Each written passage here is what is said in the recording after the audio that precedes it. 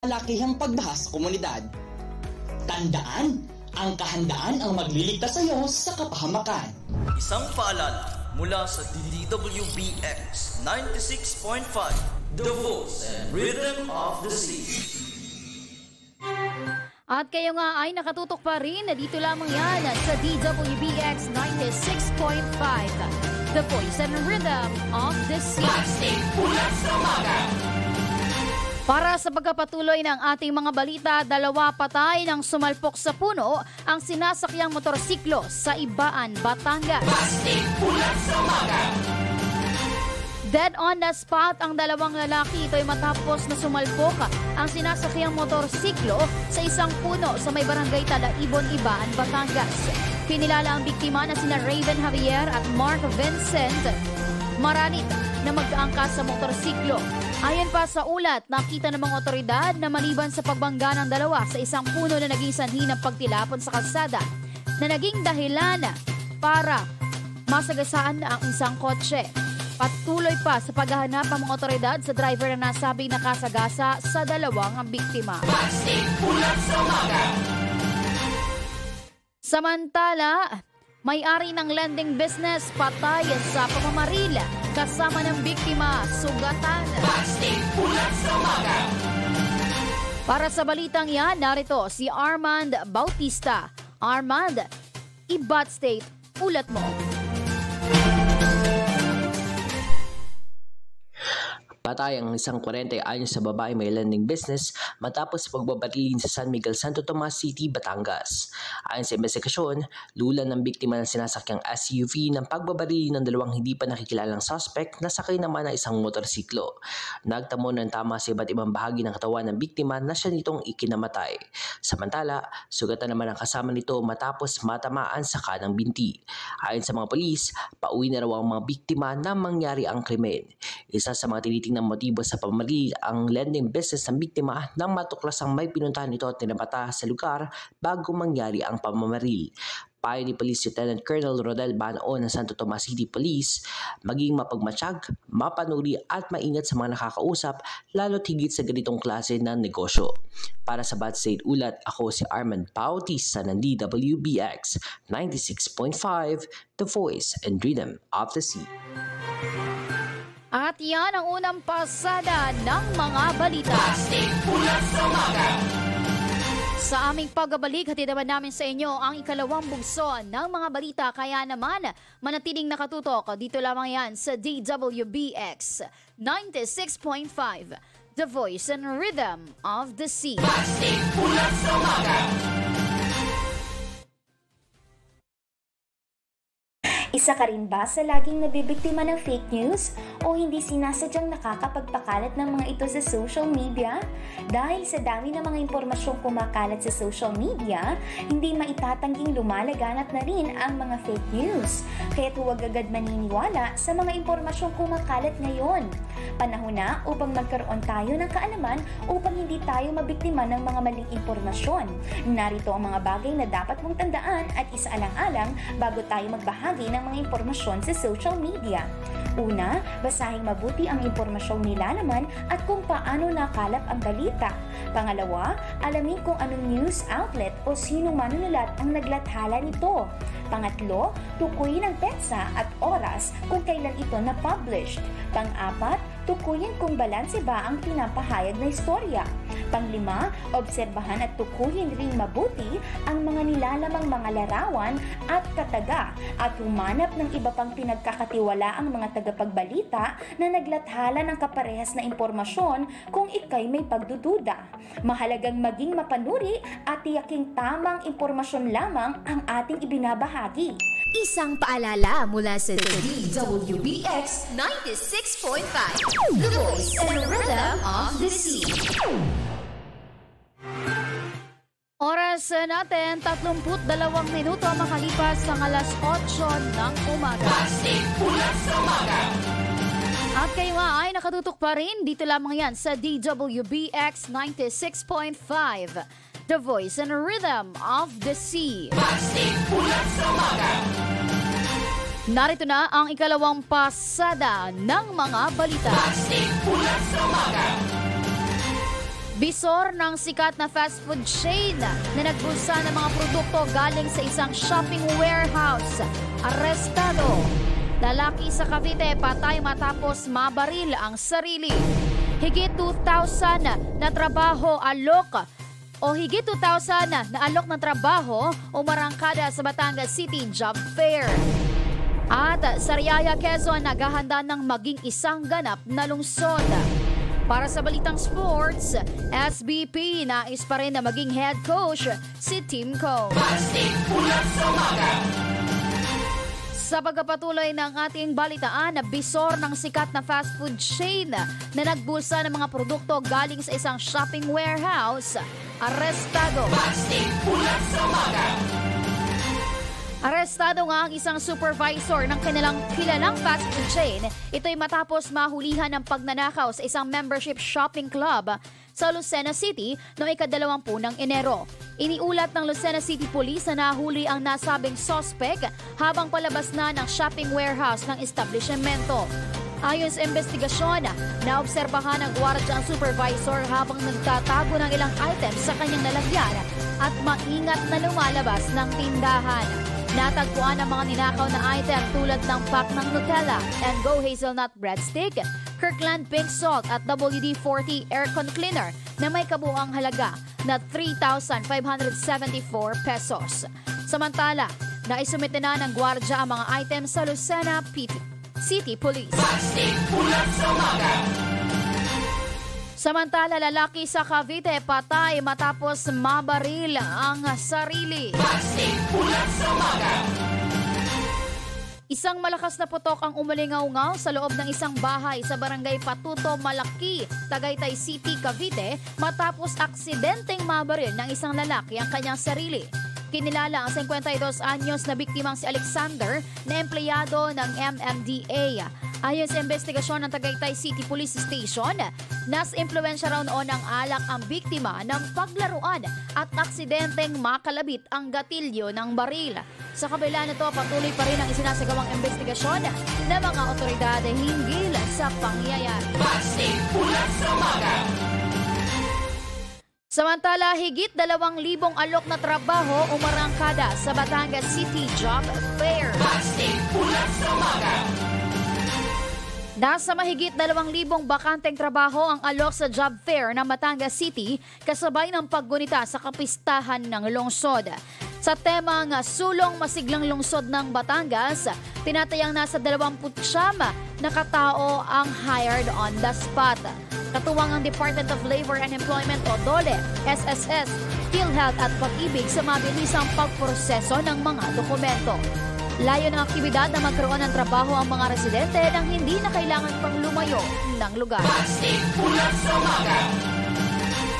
Samantala, ibang balita naman tayo sa Riyaya, Quezon, naghahanda ng maging isang ganap na lungsod. Plastic Ulat sa Umaga.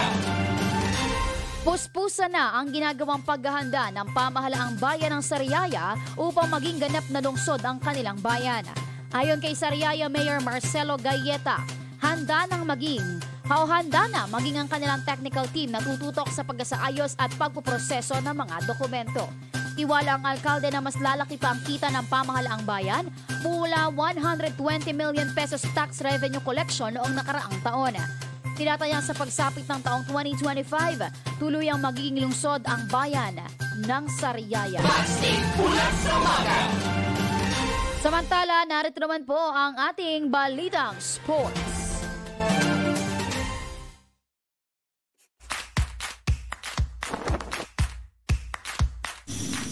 Sports Balita. At para nga sa ating sports balita, SBP, nais pa rin ang maging head coach si Tim Cone. Plastic Ulat sa Umaga. Para sa detalye ng balita ngayon, narito si Marwin Gonzalez. Marwin, Ibat State, ulat mo. Nais pa rin ng Samahang Basketball ng Pilipinas na manatili si Tim Cone bilang head coach ng Gilas Pilipinas. Ayon kay Cone, wala siyang kaalaman kung nagkaroon na ng desisyon ng SBP ukol dito. Kamakailan lang, nagkaroon sila ng pag-uusap ng ilang opisyal ng SPP at lumabas na mayroon pa ring interes na ipagpatuloy siya bilang coach ng pambansang koponan. Inirekomenda din ni Cone na antayin na lang ng publiko ang anunsyo mula sa SPP hinggil sa naturang usapin. May nakatakdang exhibition games ang Gilas sa Pebrero 22 laban sa Hong Kong sa Chunwan Stadium at susundan ito ng laban kontra Chinese Taipei sa PhilSport Arena. Sa gitna ng mga inaasahang laban, nananatili ang kumpiyansa at suporta para kay Team Cone na nagpapakita ng dedikasyon na manatili sa pagtuturo at pagbibigay ng gabay sa koponan ng Gilas, Pilipinas. Para sa Bat State Ulat, ako si Marwin Gonzalez ng DWBX 96.5, The Voice and Rhythm of the Sea. Maraming salamat, Marwin Gonzalez. Samantala, narito naman po ang ating ulat, panahon. State Ulat sa Umaga. Ngayong araw po ng Huwebes, mataas pa rin ang tsansa ng mga pag-ulan sa Bicol Region, Marinduque, Romblon at Oriental Mindoro. Patuloy naman na makakaapekto sa Cagayan Valley, Cordillera, Aurora at Quezon ang Northeast Monsoon o hanging amihan na magdadala naman ng malaking tsansa ng maulap na kalangitan na may mahihina hanggang katamtamang pag-ulan.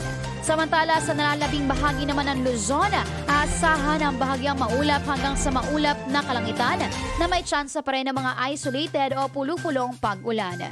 Dako naman tayo sa Visayas, uulanin rin ang Aklan, Capiz at Northern Samar. Habang sa nalalabing bahagi naman ng Visayas at buong Mindanao, aasahan rin ang bahagyang maulap hanggang sa maulap na kalangitan at pulupulong pag-ulan. State Ulat sa Umaga. Nakataas ang gale warning sa Batanes, Cagayan, Isabela, Ilocos Norte, Ilocos Sur, Northern Quezon including Polillo Islands, Calaguas Island, Rapu-Rapu Island, Northern and Eastern Coast of Catanduanes, Eastern Coast of Sorsogon, Northern and Eastern Coast of Northern Samar, at Eastern Coast of Eastern Samar ganoon din sa Isabela, La Union, Pangasinan at Aurora. Kaya naman iwasan muna po ang pamamalaot sa mga nabanggit na baybayin at syempre paalala pa rin ang ibayong pag-iingat. Ang araw ay sumikat kaninang 6:24 ng umaga at lulubog mamayang 5:52 ng hapon. State Ulat sa Umaga. Para naman sa ating latest foreign exchange rate update, para sa palitan ng piso kontra US dollars, 56.30. Canadian dollar, 41.83. Singaporean dollar, 41.99. Saudi Riyal, 15.01. Euro, 61.11. Chinese Yuan, 7.85. At Japanese Yen, 38 centavos. State Ulat sa Umaga. At yan ang mga balitang nakalap namin sa buong magdamag. State Ulat sa Umaga. Pinaka-napapanahon at pinakabagong mga balita. Katuwang ang buong puwersa ng DWBX 96.5, The Voice and Rhythm of the Sea. State Ulat sa Umaga. Isang magandang morning muna sa ating listener and Facebook viewer na nag-comment sa ating comment section na po, Mark Rafael Cahayon Molero. Good morning! State Ulat sa Umaga. Muli ako po inyong nakasama na kabalitaan ang inyong ka-Bat State Ulat, Lenny Ilaw. State Ulat sa Umaga. Manatiling nakatutok dito lamang yan sa DWBX 96.5, The Voice and Rhythm of the Sea. Pursuant to the germane and existing provisions of the Republic Act 7722, the Commission on Higher Education mandated all higher education institutions to implement their fourfold functions, namely instruction, research, extension, and production. The Batangas State University, the National Engineering University Arasof Nasugbu Campus, guarantees that the institution is gearing towards the attainment of these fourfold functions. Likewise, the College of Arts and Sciences, as one of the flagship colleges of the university, strives for excellence in the conduct of research and extension services.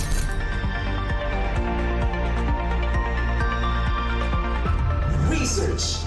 The College of Arts and Sciences continuously conducts researches relevant to the research thrust of the university, focusing on the fields of communication arts, criminology, fisheries and aquatic sciences, food technology, psychology, humanities and social sciences.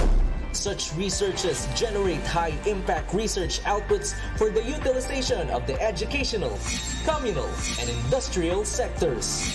The college also boasts the roster of its faculty researchers who constantly conduct, present, and publish researches and who were recognized for their studies in various peer-reviewed journals, conferences, and symposia both in local and in international level.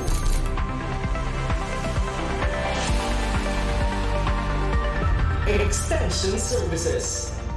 The College of Arts and Sciences is also committed in transforming its social responsibility into reality. The college develops and implements sustainable extension programs for its clientele and diverse stakeholders. The college's extension programs aspire to create an environment that fosters active participation of the university, government, non-government organizations, and industrial establishments in developing the marginalized communities, thus meeting the needs and improving the quality of life at the grassroots level. Here at the College of Arts and Sciences, we practice excellence.